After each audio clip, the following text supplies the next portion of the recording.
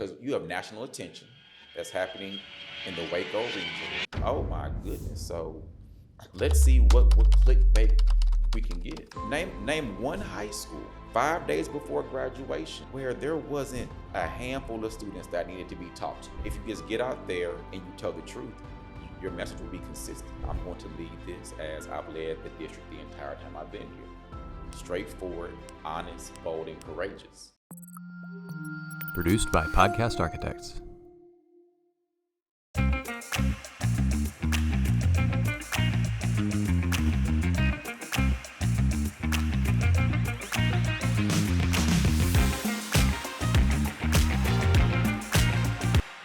Can we switch to leadership? Because I think there's a lot of leadership components and concepts and things to be learned here. So the first thing I wanted to ask you, so as the media is piling on, what did you think it was going to be versus what it turned out to be? Well, I knew different media outlets would edit it differently. I have a very strong relationship with all media outlets in the area. And so just seeing how some of them prefer to go with the clickbait headlines, seeing how other ones edited different parts of meetings and presentations to make it look like this came after that, and then seeing how other ones just frankly provided a non-biased and fair approach. So I knew that the media was going to try to make a story out of it because you have national attention that's happening in the Waco region. Oh my goodness. So let's see what clickbait we can get. The problem is the story itself really isn't that juicy. Name one high school 5 days before graduation where there wasn't a handful of students that needed to be taught to. Every high school, some the day of graduation. So whenever you begin to explain that, and a lot of the issues are course completion, so not course failure, just completing the course, making up attendance hours, not 90 hours, but you need to get in and make up these additional, that's 1, 2, 3, 4, or 5. The story really is not that juicy. So just working with the media and seeing how they can put a spin on anything. How did you prepare for that? So if you were going to give a brand new superintendent or up and coming administrator some insight on, I know what the angles are going to be, but I'm still going to hit it head on. So I've got to prepare for what I think that they're going to ask me or the questions or how they're going to spin it. How did you prepare? I said, tell the truth. That's the only preparation is telling the truth and being honest and being as transparent as you can be without violating FERPA, speaking about a minor or personnel. And if you just get out there and you tell the truth, your message will be consistent. You don't have to, oh, I have this story I have to remember. It's like, no, I've said the same thing again and again and again because it is the truth. And you know it's the truth because you don't see parent concerns or complaints. They know what their baby was or wasn't doing. Pookie had missed so much school or was asleep. So the parent knew, thank goodness you gave my child an additional chance. That's Matthew 5:7, grace and mercy. So each media outlet, they have their own agenda or their own, yes, they do. their own approach. Which one hurt the most? Meaning the story was running, you were going to get out there and actually do some conversation, some interview. Was there one that was like, that's just not right? I'm not asking you to name the station or the outlet, but I won't call them out today. But it was one where it was a student saying something, and then I had responded to something else later on in the meeting or prior. And at this moment in time, I responded to the student like, no, you're wrong. You're being disrespectful. Like I had addressed the student a different way. But the cut was me saying, oh, you're right. That should have been corrected. And so I said, oh, so this is what we doing now. And for the first time, I was like, fake news. Like Donald Trump wasn't too crazy. Fake news. And I'm saying that. So it didn't hurt me. I'm more concerned about the district and my board. I'm always going to be okay. I mean, I have the gift of goodbye. I have the gift of letting things roll off my back. But I'm so overly protective and emotional when it comes to our children and the district's reputation. So And then also the media outlets that knew our number was growing to like 27, 33, they kept reporting the five, and putting a one parent, I can't say parents, putting one parent on there, the five, the five, the five. It's like, okay, so now y'all just keep perpetuating the Sure. negativity. Oh, because it looks good. Now we got this mama. Black kids can't learn. Black kids. I'll be honest. I will talk about race. Latinos can't learn. Help me. How you not made? Like, no. See, it's just ridiculous. Let's just keep it going. The negativity. Whenever our children are getting better. And so my job and through all of this has been to just navigate and continue to perpetuate the truth, but also the positive light of what shines daily in Marlin ISD.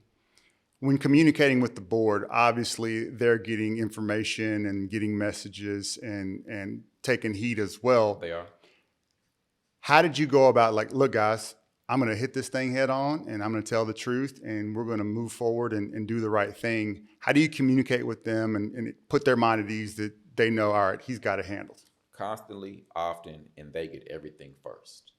So I communicate with the board on the updates. You will hear from me before you see it on the local news.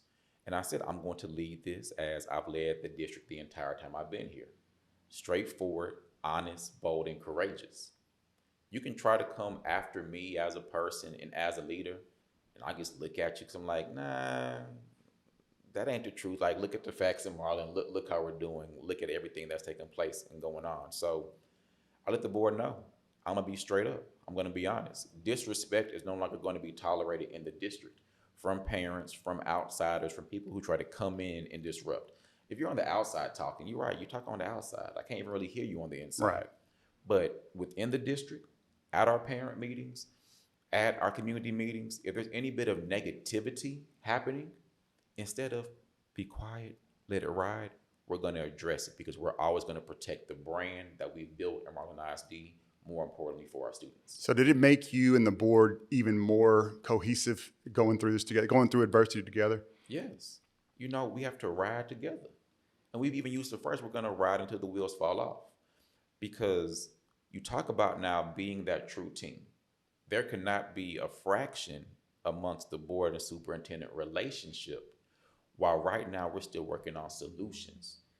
It is already solved. We are at 36 out of 38 today. We're going to end with 38 out of 38. And for the third year in a row, we will have a 100% graduation rate. Name other school districts of our size or larger or even smaller that have had 3 consecutive years of a 100% graduation rate. Previously, 10 years of failure. Previously, students' major issues with culture and discipline.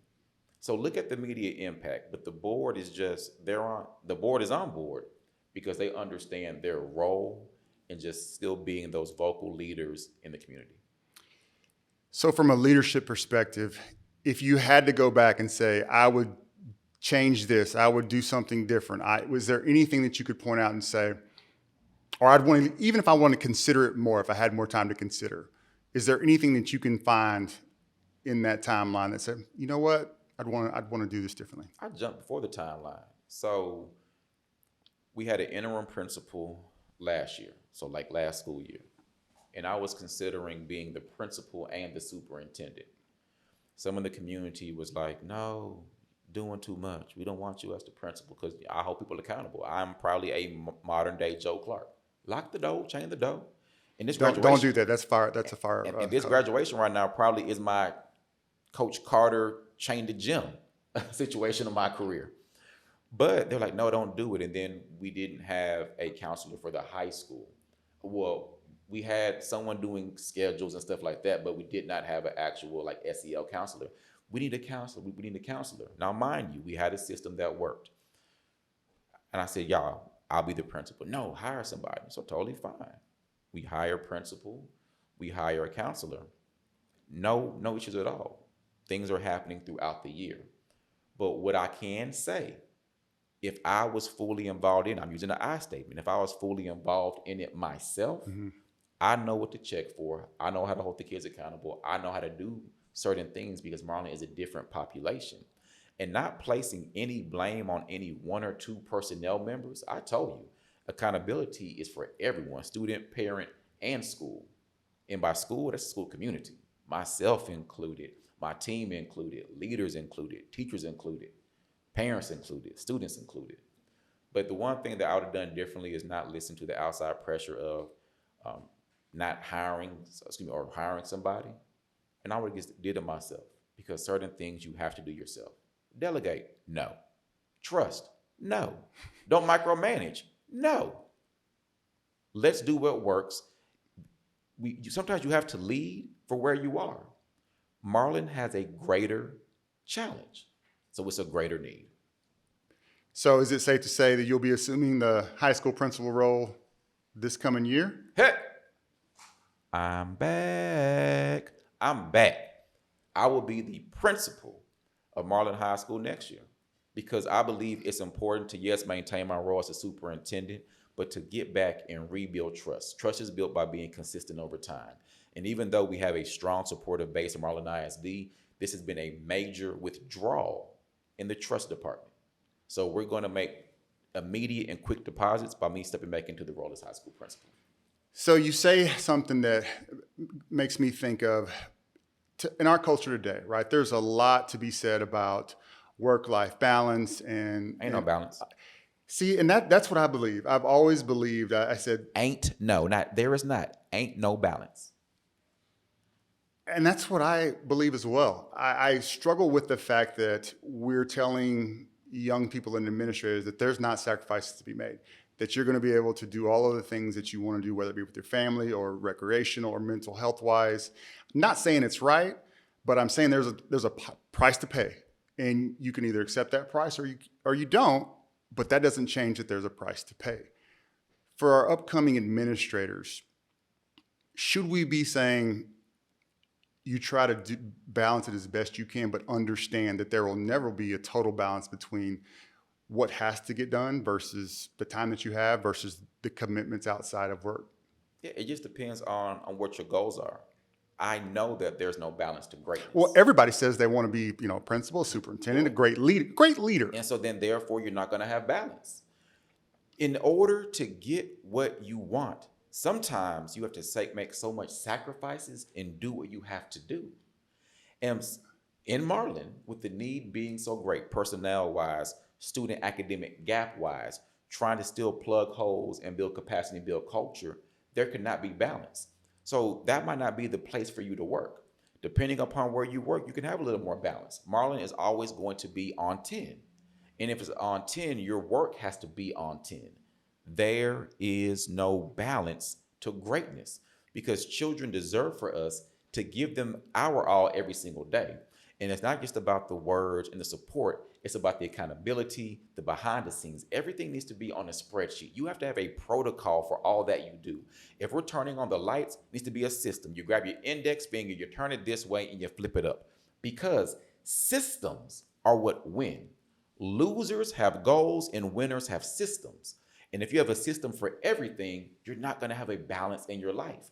So if you want to be that effective leader and make that change in that place that needs it, there's no balance. And if you want balance, go work somewhere else. In thinking about adversity, you just went through you've had some, obviously in prior jobs. What's the great part of adversity and diving in head first and taking on the challenge when you already know it's going to be tough, it's going to be an uphill battle, and there's going to be things said and done which you have no control. But what's the great part of fighting through it? Yeah, so, and not to have a superhero complex, but it's the need to save and protect others. This adversity, we're dealing with not only graduation, but the mindset and reputation of the school district, the emotional and mental health of the children who are still going to stay within Marlin ISD. So navigating and leading through adversity to ensure culture after the crisis, that's what keeps me going. Because whenever the media is done and they're through and they're on to the next story, there are students and families who are going to call Marlin ISD home. Mm-hmm.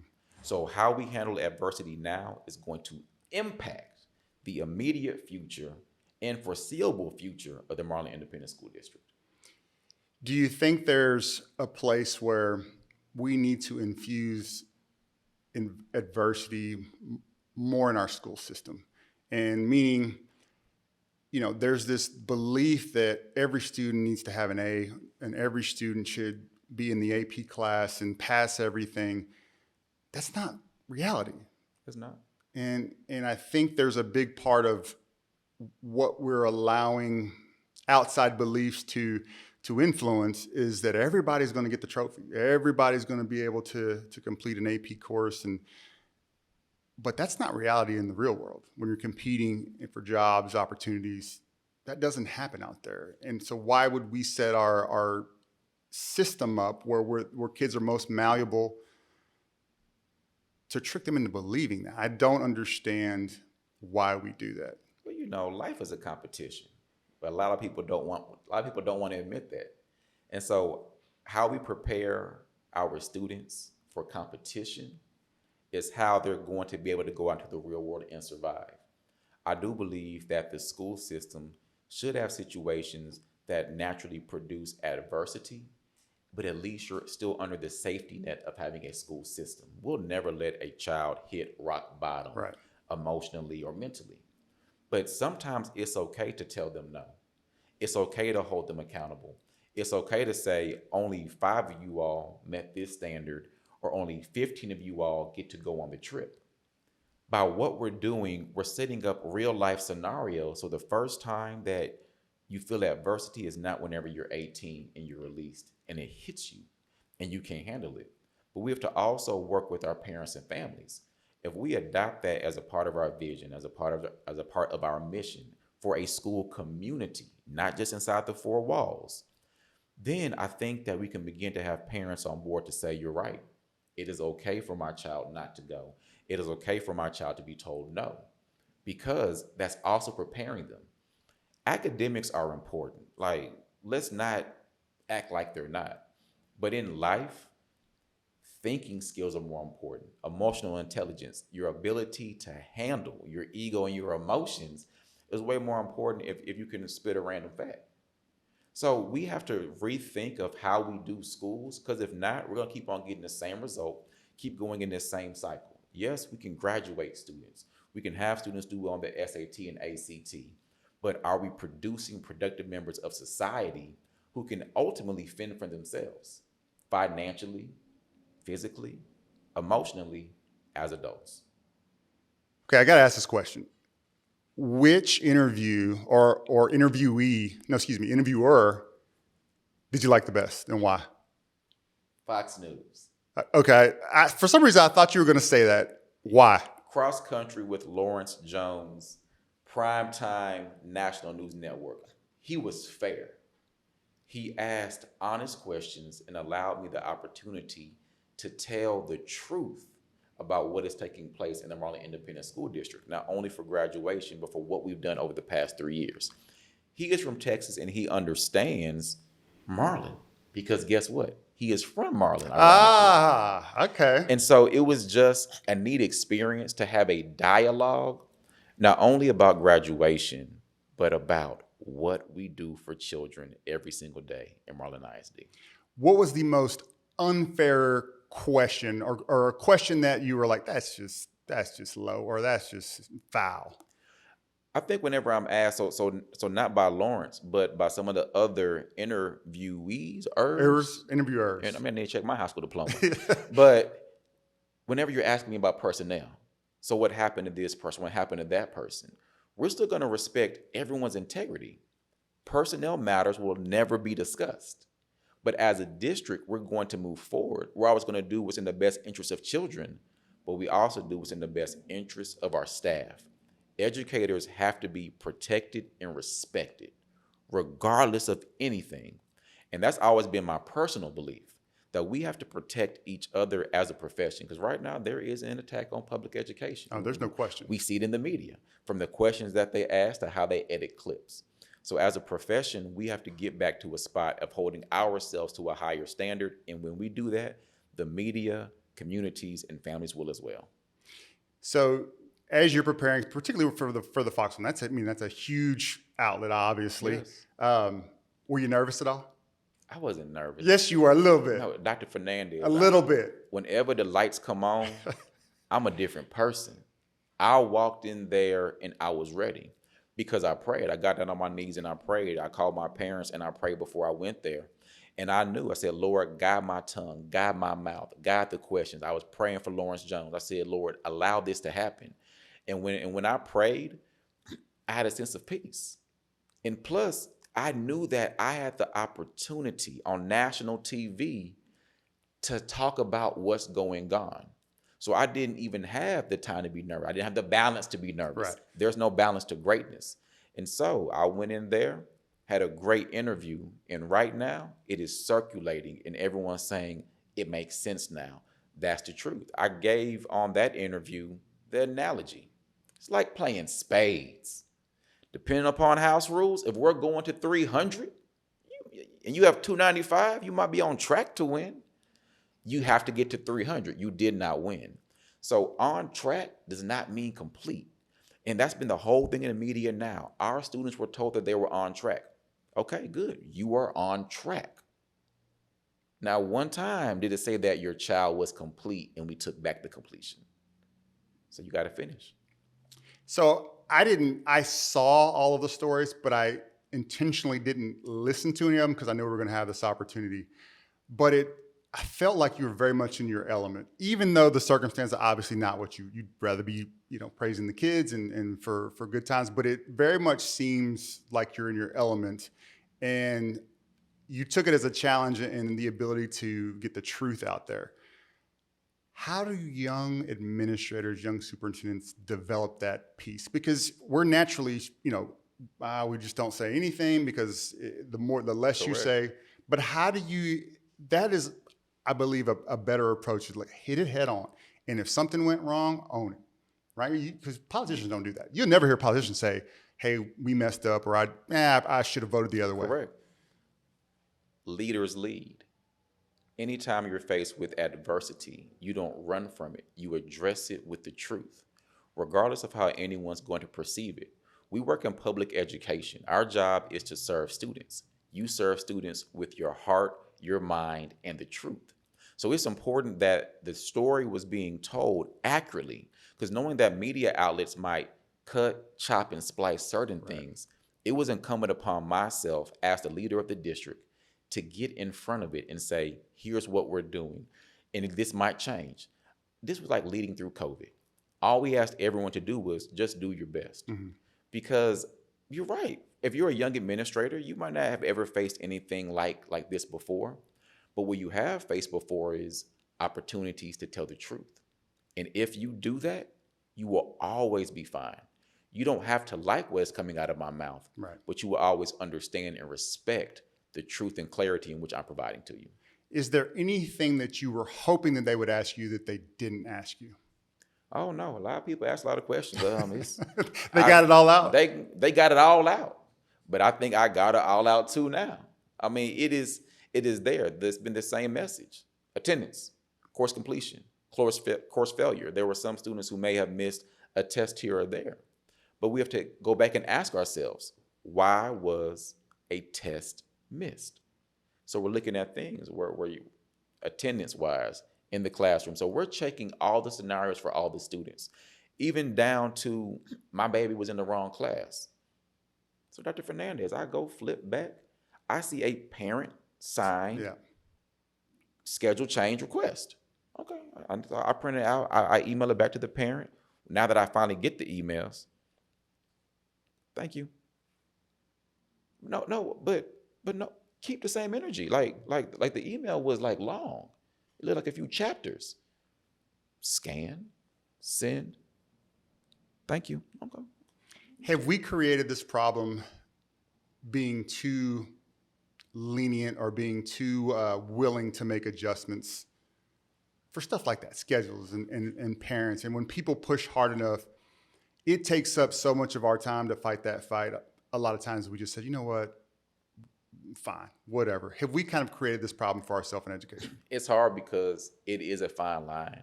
Our job is to serve the students, the board, and the community. And so we have created somewhat of a monster because flexibility, sometimes you can be too flexible, sometimes you can't be flexible enough. And that's why everything really is on a case-by-case basis. But we've called it now somewhat of a sense of entitlement. Mm-hmm. And we have to get back to saying, here is your child's course plan. Here is their endorsement and pathway. Here's what they need to take. And here are the courses that we're not changing it. Well, I want for them to change and get out and do all these things. We're not changing it. Well, I think that okay, well, you can think, but I know what we're not going to do is change it. And we have to get back to that level of just accountability and being a little more cement in what we say. And that's why I look forward to bringing to the high school. I've already warned my board. There's going to be tons of complaints about me. Like TD Jake said, get ready, because they're going to complain, because I'm going to hold the standard and then some. One thing that we are going to do. So UIL has no pass, no play. Mm-hmm. We are going to maintain that. But at Marlin ISD, we're doing no pass or incomplete assignment, no practice. If you're failing at any point throughout the 6 weeks, I think it's important that you're in tutoring and you're not at drill team rehearsal. You're not at band practice. You're not at volleyball camp. Most parents said, fine, my child turns in work anyway. My child is always passing. But it's those few parents.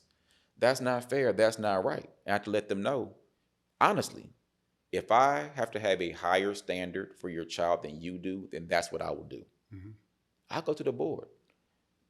I can walk you over there. The standard is not going to be lowered at all. Children will pass. Children will complete assignments because this is the real world. We're going to hold you accountable. We're going to bring you adversity. And if you don't like it, you better learn to love it. But at the end of the road, it's like those coaches that were hard on you, right? It may not be today, it may not be tomorrow, but at some point, you'll be appreciative of what somebody was trying to do for you, whether it was comfortable. Well, comfort is not really needed for growth. I cannot tell you how much I appreciate your time today and letting me hear it firsthand. And I did everything I could to stay. I didn't even look, didn't read anything. All I saw was graduation. Didn't listen to one thing, and I'm so glad I did, because being able to have this perspective and you tell me exactly and be very candid and very transparent, as I knew you would be. But man, I can't thank you enough. And I knew how you would handle it and how it would work out. But obviously, I want to give you the opportunity to talk about it as well. Well, thank you for having me. I always appreciate you as well, allowing me just a space to share the truth, transparency, and the great things that are happening right down Highway 6. You know, next time we're going to have our normal fun. This one was a little bit more somber than we're used to, but I really enjoyed it. I think I enjoyed this one more than our previous one. So thank you for coming. Yes, sir. Thank you.